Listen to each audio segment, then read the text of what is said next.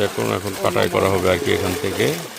মাছের স্ট্যামিন এটা দেখুন আপনারা, খাদ্য দেওয়া হয় না, কিছু দেওয়া হয় না, কিন্তু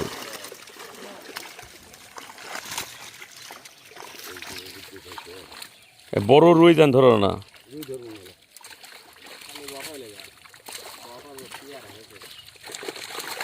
কাটাই করা হচ্ছে, বাটা প্রচুর পরিমাণে হয়, বাটা আমাদের এই জায়গাতে।